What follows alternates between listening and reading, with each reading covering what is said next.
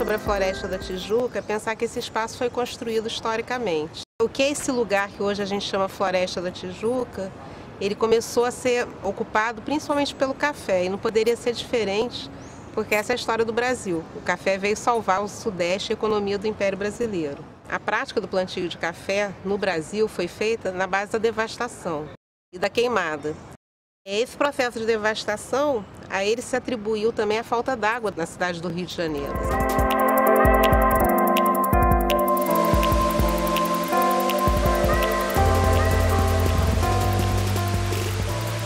Então aqui a gente está com a Cascatinha Toné, que é um dos pontos turísticos aqui do Parque Nacional Tijuca, um dos atrativos. E Toné foi um pintor que veio acompanhando a missão artística francesa.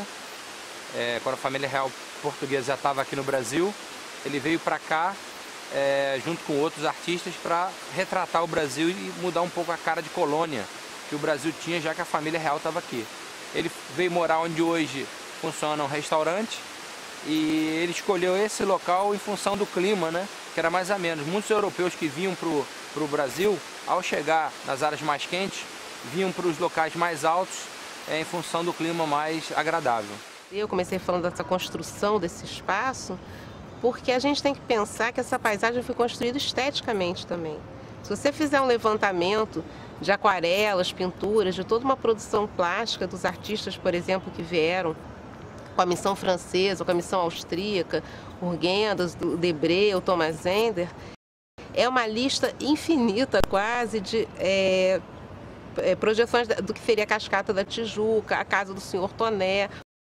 Com a chegada da corte, a nobreza subiu a serra, né? Onde viver? A Floresta da Tijuca foi considerada esse lugar de distinção, onde a nobreza foi viver e também os exilados franceses, né, com a derrocada de Napoleão, também foram viver. Desde a década de 50 havia a percepção de que era necessário desapropriar terras nessa região e iniciar um processo de reflorestamento. Um dos grandes incentivadores desse processo foi Barão do Bom Retiro, que havia sido ministro do Império.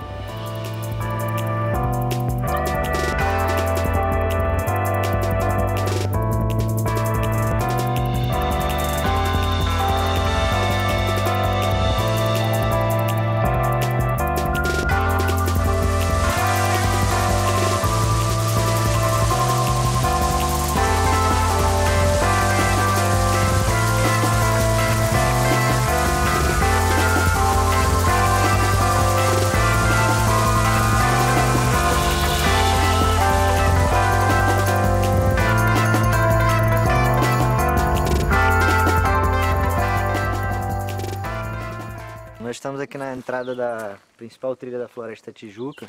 Ela dá acesso a dois picos mais conhecidos aqui da floresta, o Pico da Tijuca e o Bico do Papagaio.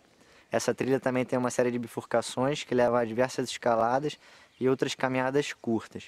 Quando a gente fala em termos de floresta, montanha, é interessante pensar numa vestimenta adequada, no que levar, que precauções tomar para a nossa segurança e a segurança de quem estiver com a gente.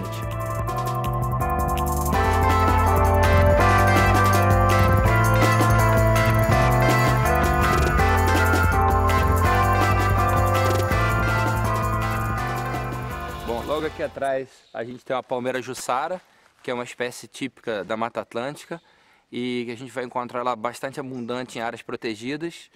Ela é importante na floresta porque é chamada em ecologia de espécie-chave, ou seja, ela produz frutos que alimentam uma quantidade assim, diversa de animais. Então, tucano, esquilo, jacu se alimentam do fruto dela e a presença dela é um bom indicador de saúde da floresta.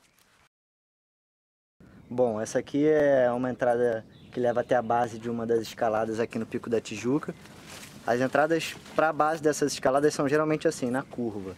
Então você tem que ficar sempre atento e buscar perto da parede uma bifurcação dessa não muito nítida para poder chegar na escalada.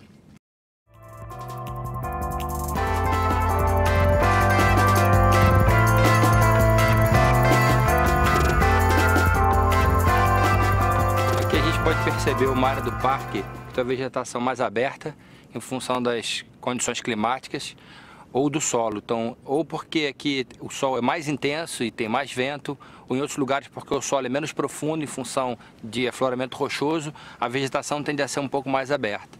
Interessante reparar aqui a presença do ingá, né, que tem a presença de várias glândulas que produzem açúcar, então tem associação de formigas que, em troca do açúcar, acabam conferindo uma certa proteção ao vegetal.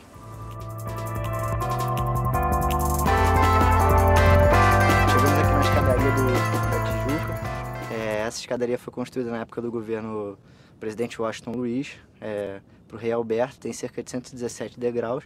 Ela dá acesso ao cume. Essa escadaria é o único trecho da trilha que pode oferecer um pouco mais de risco e requer um pouco mais de atenção do montanhista. Daqui do cume a gente consegue visualizar algumas montanhas que têm escalada e caminhada, como o Bico do Papagaio, a Pedra da Gávea, um pouco mais à frente a Pedra Bonita, ao lado a Agulhinha da Gávea, ao fundo nós temos os dois irmãos, irmão menor e irmão maior. Mais para o lado chega no Corcovado, e atrás do Corcovado já é o Pão de Açúcar. Então essas montanhas todas elas fazem parte do maciço da Tijuca, que é um bloco separado da Serra do Mar. A maior parte dessas montanhas são feitas de gneiss granito e às vezes apresentam no pé da montanha intrusão de basalto, como acontece no Morro da Urca. A Floresta da Tijuca ela é uma experiência histórica, uma experiência cultural, estética e urbana. Essa é a importância dela.